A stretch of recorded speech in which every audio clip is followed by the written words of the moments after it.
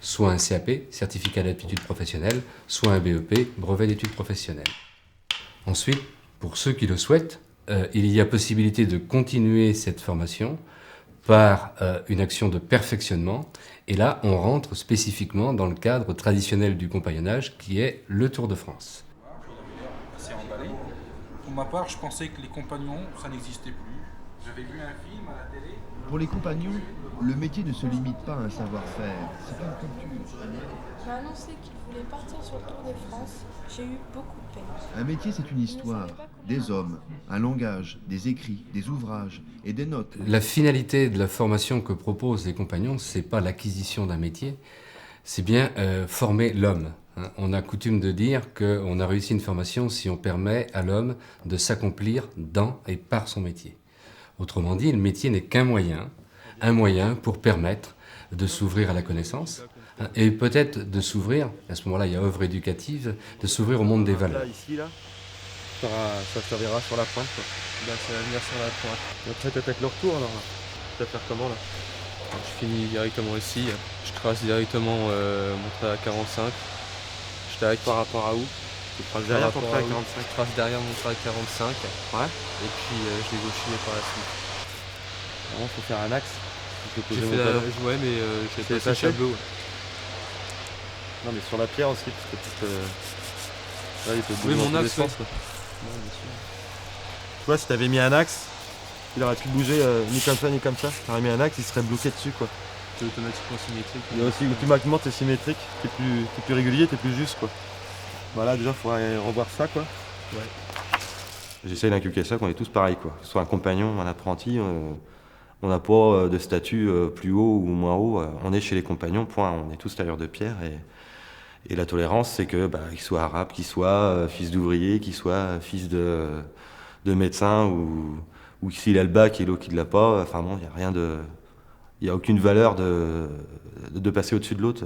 La valeur, c'est justement d'aider, d'imiter le plus fort et d'aider le plus faible, quoi. Le maître, dans cette perspective, c'est bien sûr quelqu'un qui va accompagner l'apprenti dans la découverte d'un domaine particulier, qui va l'aider au coude à coude à fabriquer un objet et à comprendre comment faire le mieux possible. Mais c'est aussi, et peut-être surtout, quelqu'un qui incarne une exigence fondamentale de l'éducation et de la formation des hommes, l'exigence de l'excellence. C'est là la valeur centrale de la formation, dit Kirchensteiner. Une valeur qui dépasse la diversité des disciplines et des objets. Une valeur qui est installée au cœur même de ce qui fera grandir l'homme et ce qui lui permettra d'accéder à la fois à un métier, bien sûr, mais aussi à l'humanité dans ce qu'elle a de plus universel. C'est quelqu'un que je respecte, que tout le monde respecte, car il a un très haut niveau professionnel, un très grand savoir.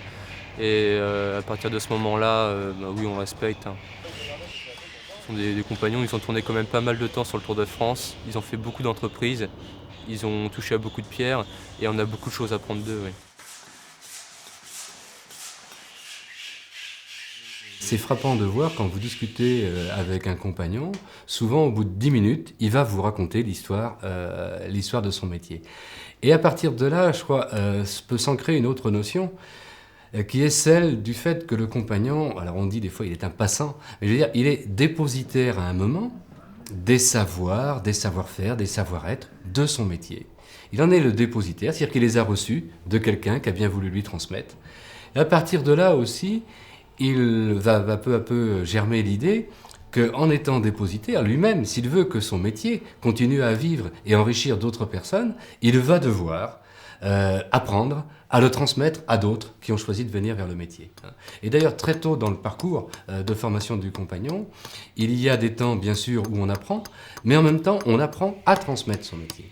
Et je crois que bien posséder un métier, c'est bien connaître, bien sûr, les matériaux qu'on travaille, bien connaître les techniques avec lesquelles on travaille, mais c'est aussi savoir transmettre son métier.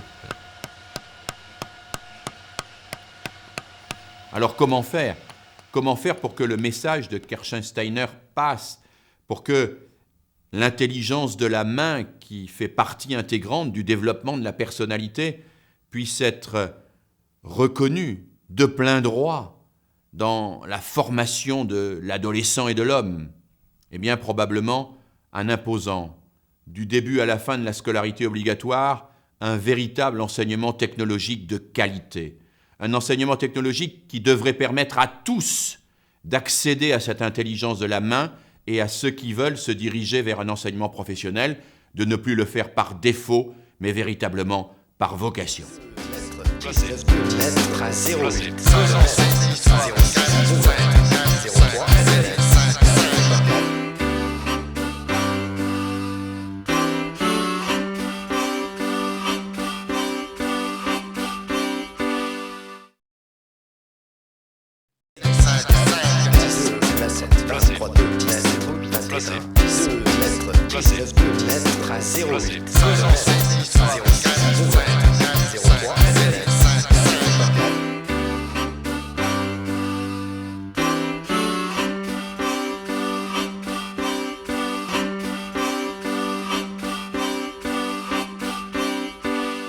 Elle nous écrit au tableau et nous on doit recopier. Ouais, et puis il faut faire les lettres du bon sens.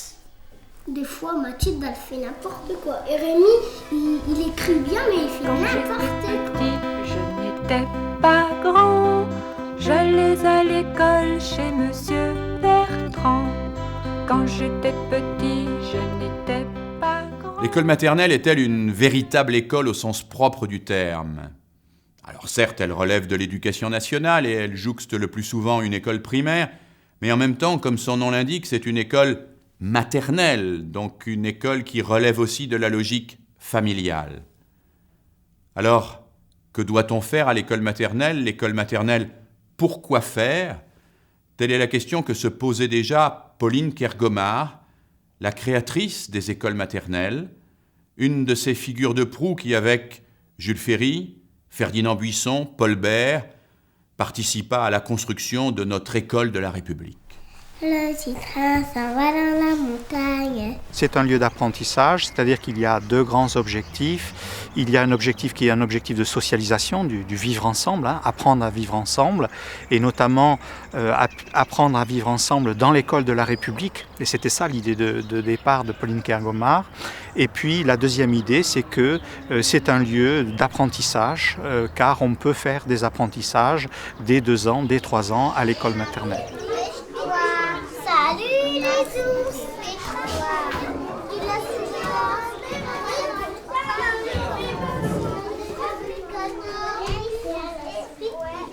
Formen.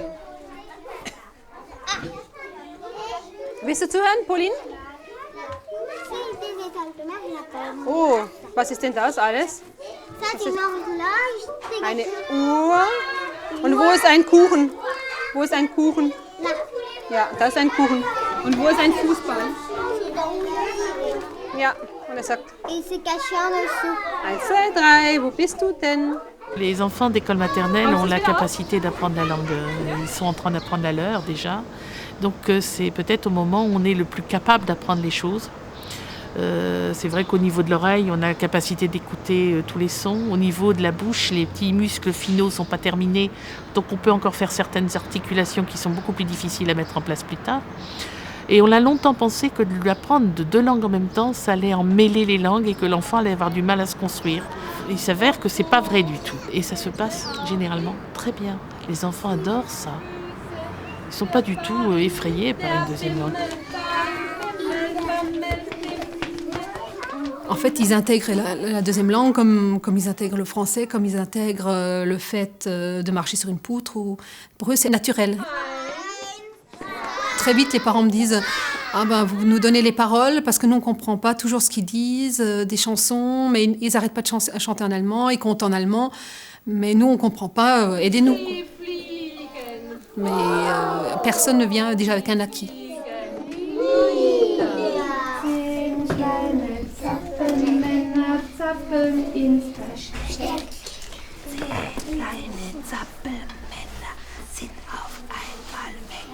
Pauline Kergomar est née à Bordeaux en 1838. Son père était inspecteur de l'enseignement primaire. Sa mère décédera assez vite et Pauline sera élevée essentiellement par son oncle, un pasteur protestant, sévère, austère.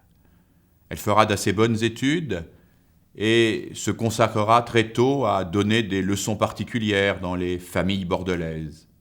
En 1861, elle s'installe à Paris et continue à se consacrer à son métier d'institutrice. Elle est remarquée par Ferdinand Buisson, qui l'invite à 40 ans à passer l'examen d'aptitude à la direction puis à l'inspection de ce que l'on appelait alors les salles d'asile. Cette salle d'asile fonctionnait avec un rythme un petit peu militaire au claquoir. On apprenait beaucoup de choses. On faisait des prières parce qu'il y avait une origine religieuse. On apprenait aussi des chants, on y apprenait à lire, à écrire. Et il y avait une salle avec des gradins sur lesquels on pouvait mettre 100, 150, 200 enfants. Pauline Kergomar ne supporte pas les conditions terribles qui règnent dans les salles d'asile. Elle ne cesse de dénoncer violemment ce qu'elle appelle la discipline de ces petites casernes ou le formalisme de ces petites Sorbonnes. Elle milite pour la disparition de cette forme d'éducation qui lui paraît contraire à toutes les exigences nécessaires au développement de l'enfant. Et tous ces efforts seront couronnés de succès en 1881 par la création officielle de l'école maternelle. Petit escargot porte sur son dos sa maisonnette. Il y a bien entendu des instructions officielles pour l'école maternelle. Évidemment, elles sont spécifiques. Des programmes peut-être pas au sens de l'école élémentaire, et c'est une différence très importante. L'école maternelle prend en compte la particularité des enfants, leur développement, et donc ne met pas en place des apprentissages systématiques comme on l'entend à l'école élémentaire. L'accompagnateur que je suis doit bien connaître l'enfant, il doit le suivre, il doit le connaître. Donc il faut qu'il évalue. Un enfant qui est en train d'écrire ses premières représentations qu'il a du monde, il a le droit de se tromper, on n'a pas le droit de noter faux. Moi je note, tu as fait des doigts, même s'il y en a 10, mais il a mis une main, il a mis 10 doigts sur la même main. Mais c'est fabuleux, c'est-à-dire que l'enfant a pris conscience qu'il y avait des doigts. Il y en a 10, qu'est-ce que ça peut faire? C'est pas grave. On est en train d'essayer de faire un travail d'évaluation, notamment autour de l'oral, pour essayer de mieux saisir quelles sont les compétences acquises, les compétences non acquises, de manière à ce que, quand l'enfant arrive dans la classe suivante, l'enseignante sache déjà un petit peu quels sont les savoir-faire de l'enfant dont elle a la responsabilité. L'autre, on attache laquelle vous préférez? Et puis on met les chaises comme les grands. Moi je sais déjà lire, alors quand je serai en CP, c'est pas la peine d'apprendre à lire. Comme on part en classe verte la semaine prochaine, avec ma collègue, on a voulu travailler un peu sur ce qu'ils allaient emmener, déjà cibler l'essentiel pour eux.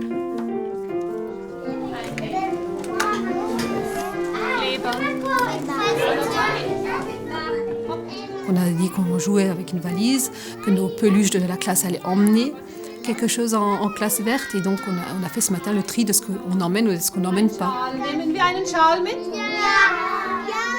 Pauline Kergomar va être attentive à des éléments qui nous paraissent aujourd'hui essentiels, mais qui pour l'époque étaient révolutionnaires. L'hygiène, la nourriture, la qualité de la nourriture, le rythme de la veille et du sommeil. Psychologiquement, Pauline Kergomar est très attentive à l'harmonie des relations entre les êtres et à la façon dont on leur permet de communiquer entre eux. Et puis sur le plan pédagogique, elle est très attentive à introduire des activités qui contribuent au développement de l'enfant. Le jeu d'abord est au cœur de l'école maternelle. Et puis à côté du jeu, le chant, mais aussi le bricolage, le travail manuel, le fait de lire et de raconter des histoires. Tout cela fait partie de cette première éducation qui est au cœur du projet de Pauline Kergomar. Tout de suite? S'il fait bon, on fait la fête dehors. La classe verte, c'est déjà la séparation avec la famille. C'est pas quelque chose de facile. On s'en va pas que pour 3 heures, on s'en va pas que pour 6 heures, on s'en va. Et on va surtout dormir en dehors de la maison. Et ça, c'est une rupture dans un rythme bien répétitif dans lequel l'enfant se sent en sécurité. Donc là, quelque part, on apprend à l'enfant à sortir d'une espèce de cocon dans lequel il prend un risque quand il va à la classe verte.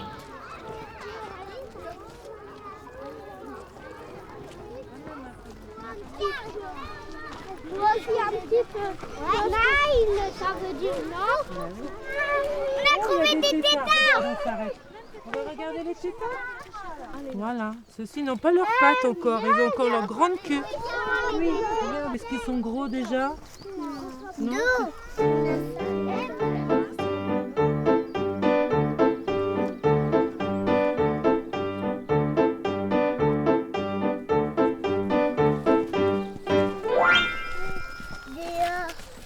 Florian, nimm es auch ein paar stecken wie die. C'est ce que vous appelez les pommes de pin. C'est les fruits des épicéas. Ces arbres qu'on a tout autour de nous. L'écureuil grignote tout pour manger la graine. Si vous cherchez par terre, vous pouvez retrouver les écailles, parce que les écailles ne mangent pas. Promenons-nous dans le bois pendant que le loup n'y est pas. Loup y est, m'entend. Que c'est? C'est surtout pour les petits la découverte de l'environnement, différent de l'environnement de l'école, de nos classes, l'environnement de montagne.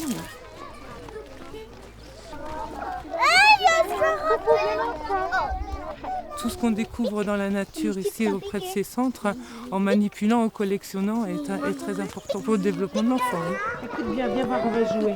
Combien ai-je de petits cailloux dans mon sabot? Alors tu essaies de compter? Oh, elle avait dit 4, tu avais deviné? Oh, bravo!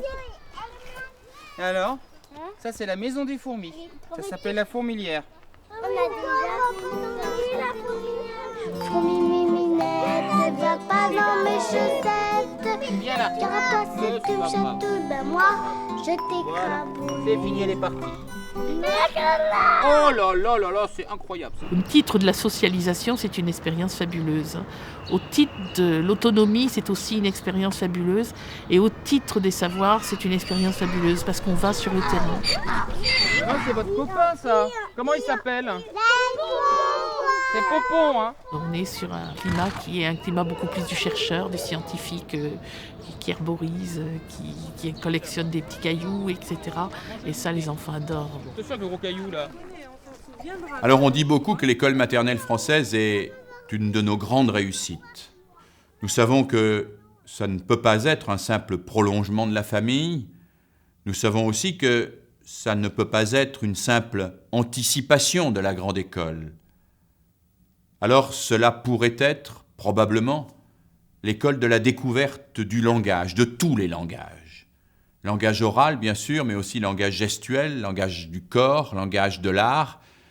Tout langage qui permette de se découvrir soi-même et d'entrer en communication avec les autres et avec le monde.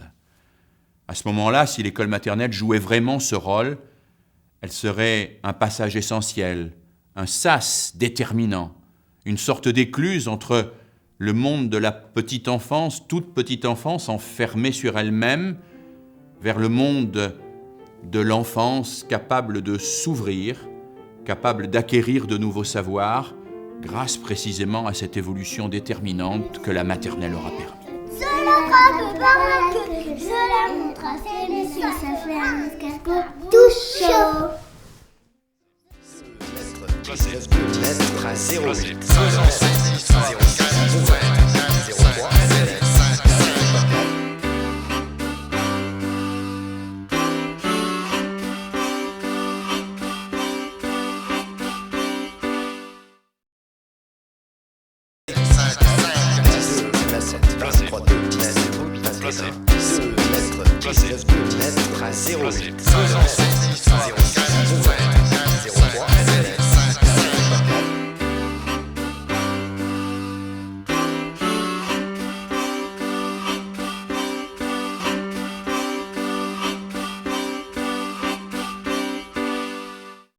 Attention, question à 20 points.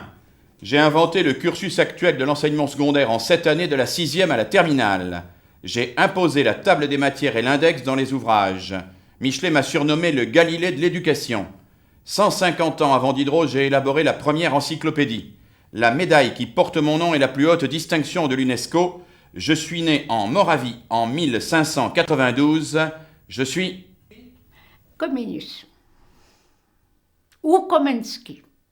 Un pédagogue du XVIIe siècle, contemporain de Descartes. Il est né l'année où Montaigne est décédé et 4 ans avant Descartes.